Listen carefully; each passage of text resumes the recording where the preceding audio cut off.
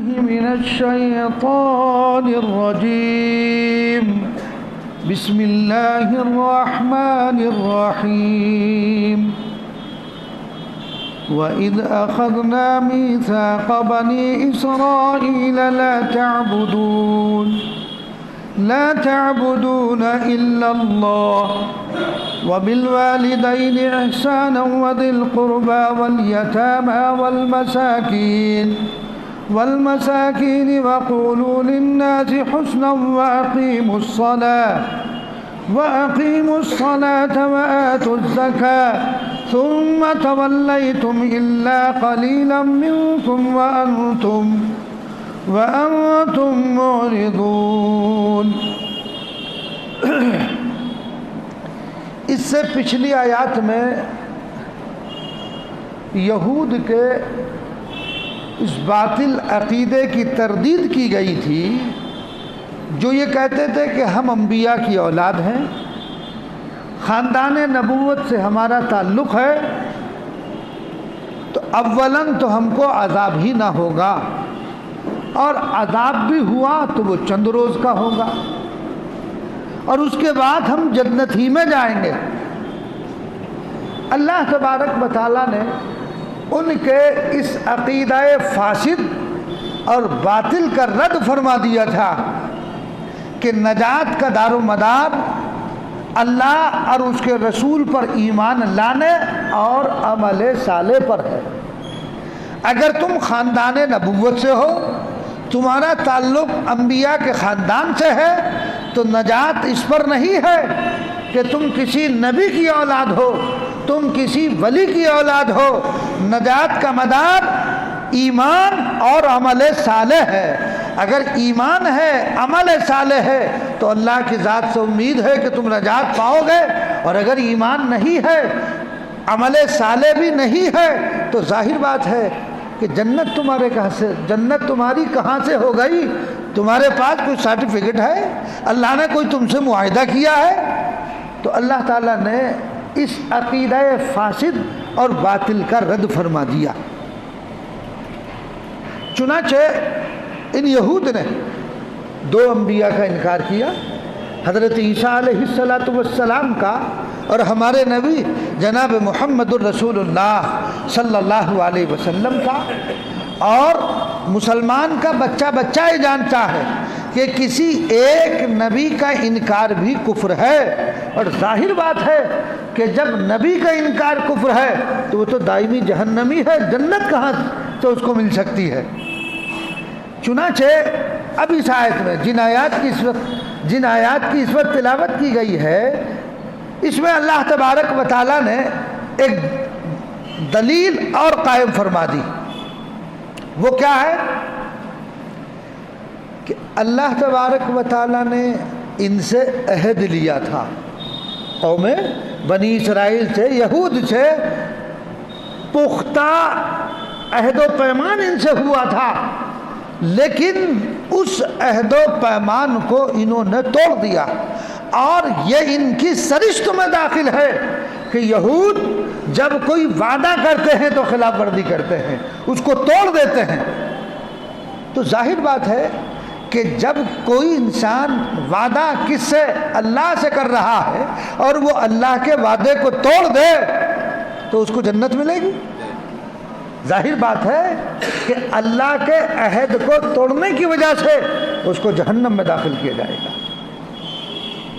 تو آج کی آیت میں اللہ تبارک و تعالی نے بیان فرمایا، وَإِذْ أَخَذْنَا مِيثَاقَ بَنِي إِسْرَائِيلَ، اللہ نے ان بنی اسرائیل یہود سے عہد لیا تھا۔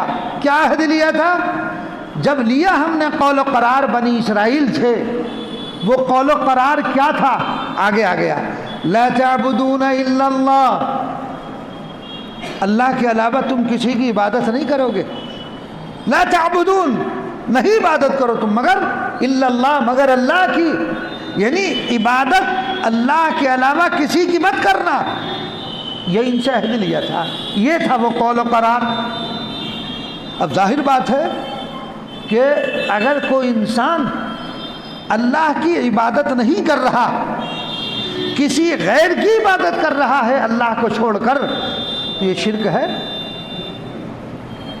اور یہ ہر ایک جانتا ہے کہ جو اللہ کی عبادت کو چھوڑ کر کسی اور کی عبادت کرے تو وہ مومن کیسے ہو سکتا ہے، وہ جنت میں کیسے داخل ہو سکتا ہے؟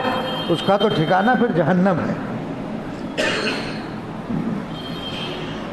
تو سب سے پہلا عہد جو بنی اسرائیل سے حضرت موسیٰ علیہ السلام کی وساطت سے لیا گیا تھا، جس کو توریت میں بھی بیان کیا گیا، وہ کیا تھا؟ وہ یہی تھا کہ صرف ایک اللہ کی عبادت کریں، اسی کو کار ساز مالک اور مختار سمجھیں، اس کے ساتھ کسی کو شریک نہ ٹھہرائیں۔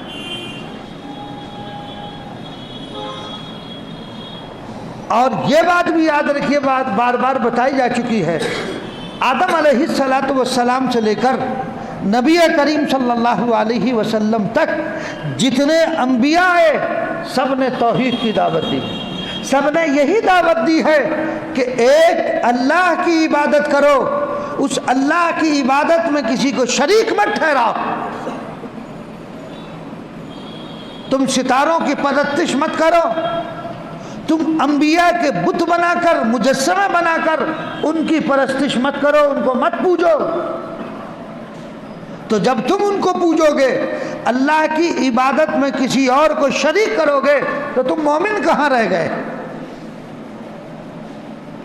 بھئی توحید تمام اعمال کی روح ہے۔ آپ توحید کے قائل نہ ہو، ایک اللہ کے قائل نہ ہو، آپ چاہے کتنی نمازیں پڑھیں، صدقات دیں، جتنے بھی خیر کے کام کریں، وہ بیکار ہے، اللہ کے ہاں قبول نہیں ہے۔ کوئی دنیاوی فائدہ تمہیں حاصل ہو جائے تو ہو جائے، لیکن آخرت میں تمہارا کوئی حصہ نہیں ہے۔ آپ نے دیکھا ہے یہ اہل حنوط سبیل لگاتے ہیں، پانی تقسیم کرتے ہیں، لوگوں کی مدد کرتے ہیں، تو یہ پانی کی سبیل لگانا، لوگوں کی مدد کرنا، لوگوں کو تعاون کرنا ٹھیک ہے، یہ ایک ہمدردی جتا رہے ہیں، لیکن جب تک ایمان نہیں ہوگا ان اعمال کا آخرت میں کوئی فائدہ نہیں ہوگا۔ آخرت میں تبھی فائدہ ہوگا جب آپ مومن ہیں، جب آپ نعمت ایمان آپ کے پاس ہوگی تو اس کا فائدہ آپ کو حاصل ہوگا، ورنہ بیکار ہے۔ تو تمام اعمال کی روح اور جو جان ہے وہ کیا ہے؟ وہ ہے ایمان، توحید۔ اور توحید ہی نہ ہو، اللہ کی وحدانیت کا کوئی قائل ہی نہ ہو، تو چاہے کتنا عمل کرتا رہے وہ بیکار ہے۔ اللہ کے ہاں اس کا کوئی، خدا بند قدوس کے ہاں اس کا کوئی جو ہے فائدہ نہیں ہوگا۔ تو وہ عہد جو سب سے پہلا ان سے لیا گیا وہ کیا تھا؟ لا تعبدون الا اللہ، اللہ کے علاوہ کسی کی عبادت مت کرنا۔ عبادت ہوگی تو اللہ ہی کی ہوگی۔ ہم روزانہ سورہ فاتحہ کتنی مرتبہ پڑھتے ہیں؟ پڑھتے ہی ہر رکعت میں سورہ فاتحہ پڑھتے ہیں، تو ہم اللہ کے سامنے کھڑے ہو کر کیا کہتے ہیں؟ ایاک نعبد، ایاک نعبد، ہم تیری ہی عبادت کرتے ہیں۔ اقرار کر رہا بندہ، وَإِيَّاكَ نَسْتَعِينُ، اور تجھ ہی سے مدد چاہتے ہیں۔ تو بندہ اقرار کر رہا، اے اللہ ہم تیری ہی عبادت کے کیا معلوم ہوا کہ تیرے علاوہ کسی غیر کی عبادت نہیں کر رہے؟ تو معلوم ہوا کہ اگر اللہ کے علاوہ کسی اور کی عبادت کی جائے گی، اللہ کی عبادت میں کسی کو شریک ٹھہرایا جائے گا، تو وہ عبادت اللہ تبارک و تعالیٰ کے ہاں مقبول نہیں۔ تو لا تعبدون الا اللہ، یہ پہلا عہد ہے جو ان سے لیا گیا۔ دوسرا ہے یہ ہے حق اللہ، اللہ کا حق ہے، وحدانیت کا، اس کی ربوبیت کا قائل ہو جانا۔ ربوبیت کے قائل ہونے کے بعد حقوق العبد میں، بندوں کے حقوق میں جو سب سے پہلا حق ہے وہ معلوم ہے کیا ہے؟ وَبِالْوَالِدَيْنِ إِحْسَانًا، اپنے ماں باپ کے ساتھ اچھا سلوک کرنا، یہ ہے۔ اس لیے کہ اللہ کی ربوبیت کے بعد بندوں میں جو آپ کا محسن ہے، آپ کی پرورش کرنے والا، وہ کون ہے؟ وہ ماں باپ ہے۔ آپ اولاد کیسی ہی ہو، کیسی ہی نافرمان کیوں نہ ہو، لیکن پھر بھی ماں باپ اپنی اولاد پر سب کچھ قربان کرنے کے لیے تیار رہتا ہے۔ اولاد نالائق ہے لیکن ماں باپ پھر بھی اس پر قربان اور فدا ہے۔ تو سب سے پہلا جو حق ہے، جو یہاں جس کو یہاں بیان کیا گیا ہے، وہ کیا ہے؟ وَبِالْوَالِدَيْنِ إِحْسَانًا، والدین کے ساتھ حسن و سلوک کا معاملہ کرنا۔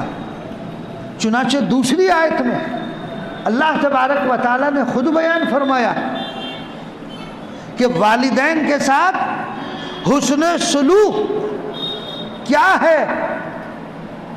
اللہ تعالیٰ فرما رہے ہیں وَلَا تَقُلْ لَهُمَا اُفٍّ وَلَا تَنْهَرْهُمَا، والدین کو اف مت کہو۔ ظاہر بات ہے کہ جب اف کہنے کی اجازت نہیں ہے ماں باپ کو، تو ان کے ساتھ گالم گلوچ کرنا، ان کے ساتھ جھگڑا کرنا، ان کے سامنے اونچی آواز سے بولنا، اس کی اجازت کیسے ہو سکتی ہے؟ وَلَا تَقُلْ لَهُمَا اُفٍّ، اللہ فرما رہا اف مت کہو ان کو، وَلَا تَنْهَرْهُمَا، ان کو جھڑکو بھی مت۔ تو معلوم ہوا کہ ماں باپ کا کتنا درجہ ہے، کتنا بڑا درجہ ہے۔ لیکن آج کے اس معاشرے نے ماں باپ کے ادب و احترام کو کھو دیا ہے، اور بالخصوص اس موبائل نے ماں باپ کے ادب و احترام، ان کے ساتھ حسن و سلوک کو ختم کر دیا ہے۔ آپ دیکھیے روزانہ واقعات سننے کو اور دیکھنے کو ملتے ہیں کہ ماں باپ پر ہاتھ اٹھا دیا اولاد نے، اس کے ساتھ گالم گلوچ کا معاملہ کیا، اور حتیٰ کہ اگر ماں باپ نے زمین جائیداد اولاد کے نام کر دی تو اسے گھر سے باہر کر دیا۔ کیا کہا؟ گیٹ آؤٹ، باہر نکل جاؤ، اب تمہارا کیا بچا۔ اس لیے یاد رکھو اپنی زندگی میں اپنی اولاد کو دو، لیکن اپنے لیے، اپنے گزارے کے لیے بچا کر ضرور رکھو۔ تم ان کے محتاج مت رہو۔ کیوں؟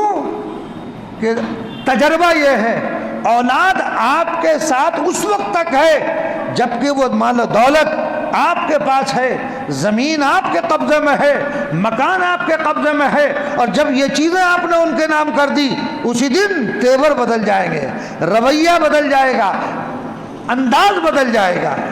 ٹھیک ہے آپ اپنی اولاد کو دو، لیکن اپنے گزارے لائق اپنے لیے ضرور بچا کر کے رکھو۔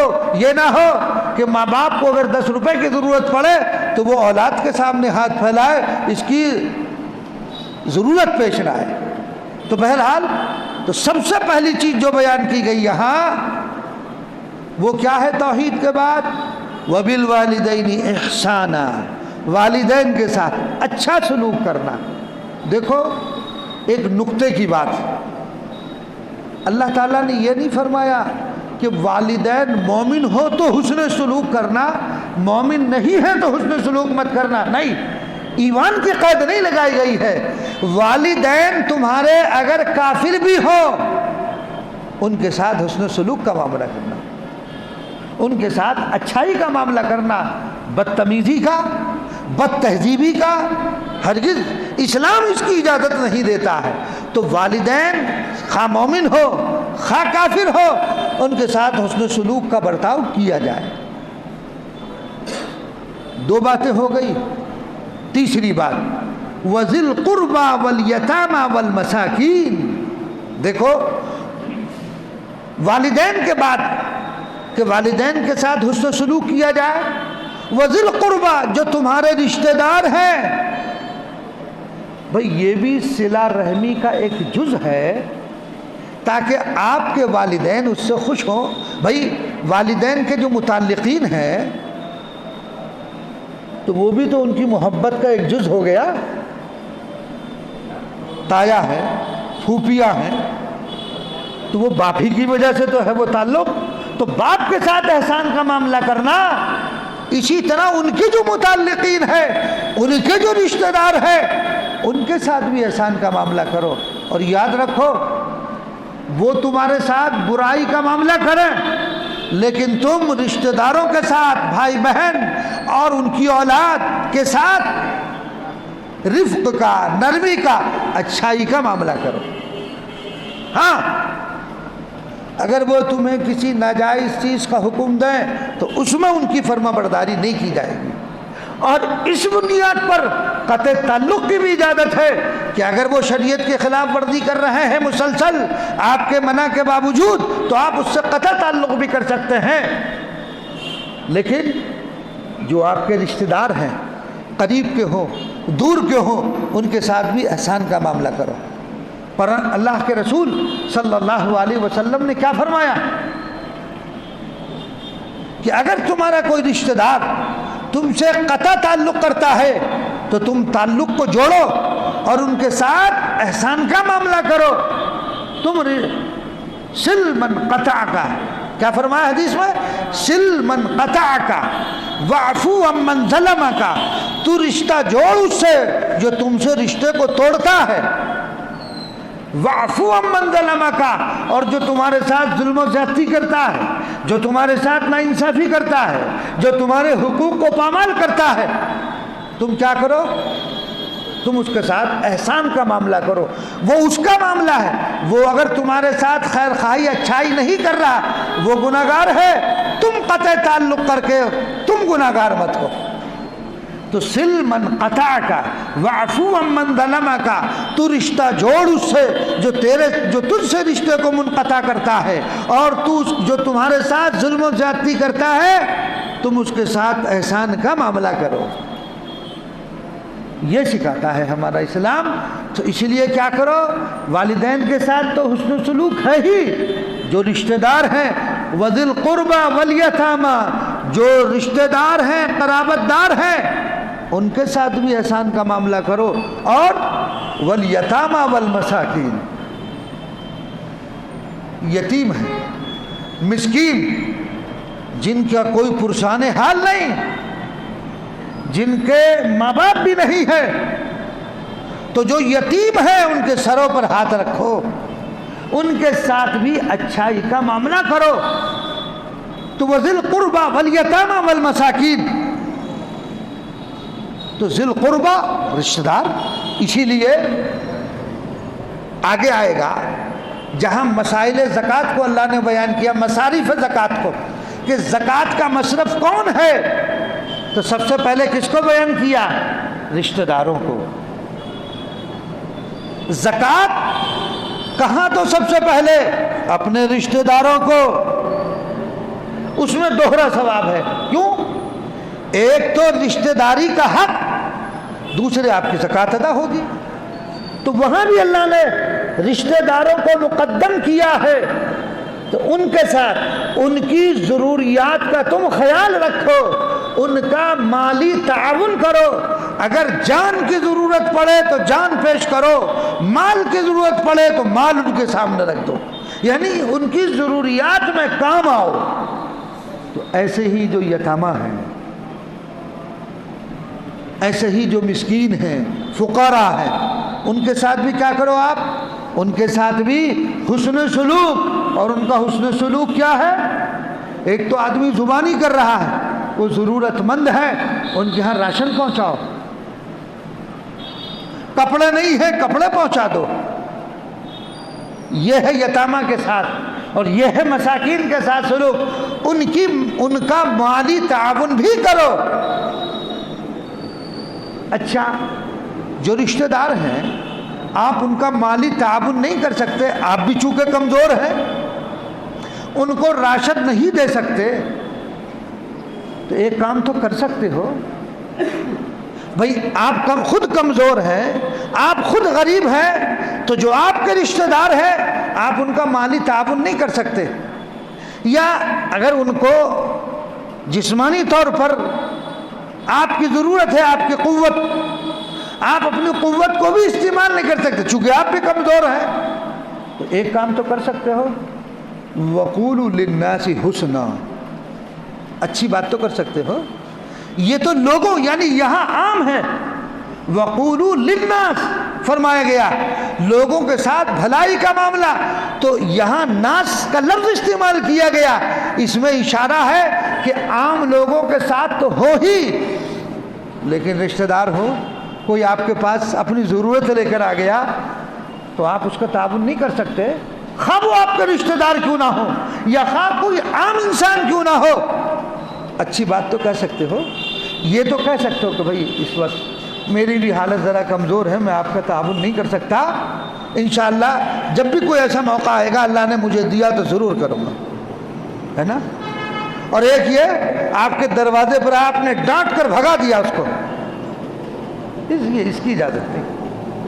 ارے تم تعاون نہیں کر سکتے، دو بول تو اچھے بول سکتے ہو، اس کو تسلی ہو جائے، اس کو تسلی تو دلا سکتے ہو، ایسے الفاظ تو کہہ سکتے ہو جس سے اس کو تسلی ہو، لیکن بعض آدمی مزاج کے ایسے کھوسٹ ہوتے ہیں، حالانکہ ان کے پاس سب کچھ ہے، پیسہ بھی ہے، لیکن کوئی فقیر آ جائے، کوئی مانگنے والا آ جائے، کوئی اپنی ضرورت لے کر اس کے سامنے آ جائے تو اس کو ایسا ڈانٹتے ہیں کہ بیچارہ اپنا سا منہ لے کر جاتا ہے، اور یقیناً کیا اس کو تکلیف نہ ہوتی ہوگی، اور وہ اس عالم میں اگر بد دعا کر دے تو 24 گھنٹے میں ایک وقت ایسا ہوتا ہے جو قبولیت کا ہوتا ہے، وہ بد دعا کر دے اور وہ قبولیت کی ساعت ہو تو تمہارا بیڑا غرق ہو سکتا ہے۔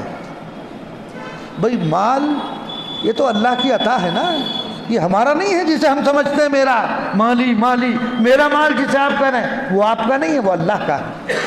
تو جس طرح اللہ نے آپ کو دیا ہے وہ لے بھی تو سکتا ہے، یہ کیوں نہیں سوچتا انسان کہ جس طرح اس رب نے دیا ہے اسی طرح وہ رب لے بھی سکتا ہے، اور کروڑ پتی کو آنے واحد میں وہ فقیر بھی بنا سکتا ہے، وہ فقیر بھی بنا سکتا ہے۔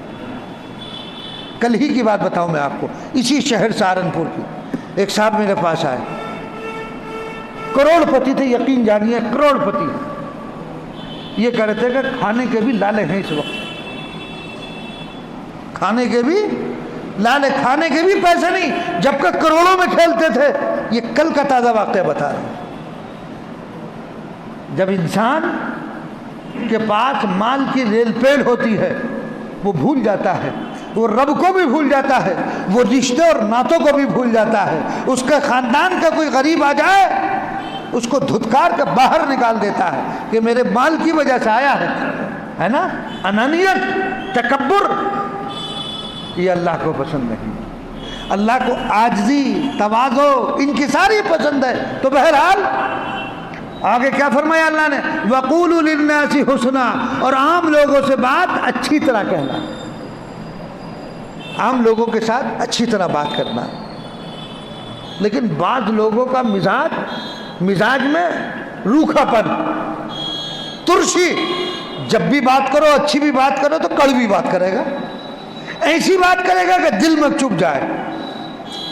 تو اللہ کیا فرما رہے ہیں، نہیں، گفتگو بھی ہونی چاہیے تو سامنے والا تمہاری گفتگو سے خوش ہو جائے، سامنے والا تمہاری گفتگو سنے تو اسے معلوم احساس ہو یہ کوئی شریف انسان ہے، یہ کوئی شریف انسان ہے۔ تو وَقُولُوا لِلنَّاسِ حُسْنًا، عام لوگوں سے بات اچھی طرح کہنا، یہ سب ہو گیا۔ اس کے بعد وَأَقِيمُوا الصَّلَاةَ وَآتُوا الزَّكَاةَ، پابندی رکھنا نماز کی اور ادا کرتے رہنا زکوٰۃ، نماز کی پابندی۔ عہد کیا ہوا ہے، اس بنی اسرائیل سے کیا عہد ہوا، ایک اللہ کی عبادت کرنا ہے، والدین کے ساتھ حسن سلوک، رشتہ داروں کے ساتھ، یتیم اور مسکینوں کے ساتھ، اور عام لوگوں سے اچھی گفتگو، اس کے ساتھ ساتھ نماز کی پابندی، زکوٰۃ کی ادائیگی۔ دیکھو یہ آیت شریفہ بتا رہی ہے یہ نماز اور زکوٰۃ ہمارے ہی اوپر نہیں، پہلے بھی نماز فرض رہی ہے اور زکوٰۃ بھی پہلے رہی ہے، اس کی نوعیت اگرچہ الگ ہو لیکن زکوٰۃ رہی ہے۔ تو اللہ فرما رہے ہیں کہ زکوٰۃ اور نماز کی پابندی، لیکن یہ بنی اسرائیلیوں نے کیا کیا، ثم تولیتم الا قلیلا منکم وانتم معرضون، پابندی نہیں کیا، عہد کو توڑ دیا۔ اللہ سے کیا عہد باندھا تھا؟ ایک اللہ کی عبادت کریں گے، والدین کے ساتھ حسن و سلوک، رشتہ داروں، یتیم اور بیواؤں اور مسکینوں کے ساتھ حسن معاشرت کا معاملہ، لوگوں سے اچھی گفتگو، نماز اور زکوٰۃ کی ادائیگی کریں گے۔ ثم تولیتم، انہوں نے کیا کہا؟ اس سے منہ موڑا، اعراض کیا، پھر تم اس سے پھر گئے، یعنی یہ عہد تم نے اللہ سے باندھا تھا، اس عہد کو تم نے توڑ دیا۔ تو ظاہر بات ہے اس عہد کو توڑنے کی وجہ سے تمہیں جنت ملے گی کہ جہنم ملے گی؟ ظاہر بات ہے کہ جب تم نے اس عہد کو توڑا تم جنت کا مستحق کیسے ہو سکتے ہو؟ جہنم تو مومنین صالحین کے لیے ہے۔ اللہ کا انکار کرنے والا، والدین کی نافرمانی کرنے والا، رشتہ داروں، یتیم اور مسکینوں کے حقوق کی پامالی کرنے والا، نماز اور زکوٰۃ کو ادا نہ کرنے والا، وہ جنت کا مستحق کیسے ہو سکتا ہے؟ تو بدیہی بات ہے، موٹی سی بات ہے۔ ثم تولیتم، پھر تم اس سے پھر گئے، الا قلیلا منکم، مگر تھوڑے سے، بجز معدود چند کے، یعنی چند ایسے تھے جو نہیں پھرے، وہ نبی کریم صلی اللہ علیہ وسلم پر ایمان لے آئے۔ وانتم معرضون، اور تمہاری تو معمولی عادت ہے اقرار کر کے ہٹ جانا، عہد باندھ کر اس کو توڑ دینا، یہ تو تمہارا معمول ہے۔ تو لہذا جب تم اپنے قول و قرار سے پھر گئے بجز چند کے، اور یہ تمہاری عادت میں شامل ہے اقرار کر کے ہٹ جانا، یعنی عہد کو پورا نہ کرنا، عہد کو توڑ دینا، اس سے روگردانی کرنا، توحید کو چھوڑ دیا، شرک کو اختیار کر لیا، حضرت عزیر علیہ السلام اور اپنے دوسرے بزرگوں کو خدا کا نائب کارساز سمجھنا، انسانی حقوق کو پامال کرنا، نماز اور روزے اور زکوٰۃ کی ادائیگی نہ کرنا، نماز بھی چھوڑ دی، زکوٰۃ بھی جو ہے تم ادا نہ کرو، حقوق اللہ اور حقوق العباد سب سے تم نے منہ موڑ لیا، سب سے منہ پھیر لیا، پھر تم جنت کے مستحق کیسے ہو سکتے ہو؟ یہ تو بتا دو۔ ظاہر بات ہے کہ پھر تو تم دائمی جہنم کے مستحق ہو، یعنی اس عہد کی پابندی نہ کرنے کی وجہ سے تمہیں ہمیشہ ہمیشہ کے لیے جہنم میں جانا پڑے گا۔ تو معلوم ہو گیا کہ جنت کسی کی جاگیر نہیں ہے، جنت کسی کی جاگیر نہیں ہے، وہ اللہ تبارک و تعالیٰ کے اختیار میں ہے، وہ جس کو جنت میں بھیجے، جس کو چاہے جہنم میں بھیجے، لیکن اس نے ایک ضابطہ بتا دیا کہ جو مومن ہوگا، اعمال صالحہ اختیار کرے گا، ہم اس کو جنت میں داخل کر دیں گے۔ لہذا جو اس ضابطے کی خلاف ورزی کرے گا وہ جنت کا مستحق نہیں ہو سکتا۔ اللہ تبارک و تعالی ہم سب کو ان تمام چیزوں کا پابند بنائے، ہم توحید کے قائل ہوں، والدین کے ساتھ اچھا سلوک کرنے والے، رشتہ داروں کے ساتھ اچھا سلوک کرنے والے، یتیم بیواؤں غریبوں کا خیال رکھنے والے ہو، ہم زکوٰۃ، اگر اللہ نے ہمیں صاحب مال بنایا تو زکوٰۃ بھی ادا کریں اور نمازوں کی پابندی کریں۔ اللہ تبارک و تعالی ان تمام چیزوں پر ہم سب کو عمل کرنے کی توفیق عنایت فرمائے۔ اب اگلی آیات میں جو انہوں نے بدعہدی کی ہے، عہد شکنی کی ہے، جو عہود انہوں نے توڑے ہیں، وہ اگلی آیات میں بھی بیان کیے گئے، وہ انشاءاللہ آئندہ۔ اللہم صلی علی سیدنا و نبینا و مولانا محمدا عبدہ و رسولہ ربنا ظلمنا انفسنا وان لم تغفر لنا وترحمنا لنکونن من الخاسرین لا الہ الا انت سبحانک انی کنت من الظالمین۔ اے اللہ ہمارے گناہوں کو معاف فرما، خطاؤں کو درگزر فرما، ہم سب پر رحم اور کرم اور عافیت کا معاملہ فرما، آنے والے برے حالات سے حفاظت فرما۔ اے اللہ مسلمانوں کی حفاظت فرما، رب کریم مسلمانوں پر جہاں جہاں ظلم ہو رہا، خدا بند قدوس تو ان کی غیب سے اعانت فرما، ان کی غیب سے مدد فرما۔ اے اللہ فلسطین کے مسلمانوں کی حفاظت فرما۔ اے اللہ کتنوں کو شہید کر ڈالا، کتنے معصوم بچے، عورتیں، بوڑھے، جوان، خدا بند قدوس ان تمام کی مغفرت فرما۔ اے اللہ ان تمام کی قربانیوں کو اپنی بارگاہ میں قبول فرما۔ اور اے اللہ ابھی بھی وہاں پر یہ سلسلہ جاری ہے۔ اے اللہ ان کی حفاظت فرما۔ اے اللہ جو ظالم ہے خدا بندہ قدوس اس کو تہس نہس فرما دے۔ اے اللہ ان کو تہس نہس فرما دے، ان کے اے اللہ وہاں کے مسلمانوں کی حفاظت فرما۔ جو مقابلہ میں ڈٹے ہوئے ہیں ان کو قوت اور ہمت عطا فرما۔ اے اللہ دشمن کو زیر فرما، دشمن کو تباہ فرما دے۔ اے اللہ ہمارے ملک میں بھی امن و امان کا، عافیت کا معاملہ فرما۔ ہر قسم کے اختلاف سے، انتشار سے حفاظت فرما۔ یہاں جتنے حاضرین ہیں دل میں جو جائز مقاصد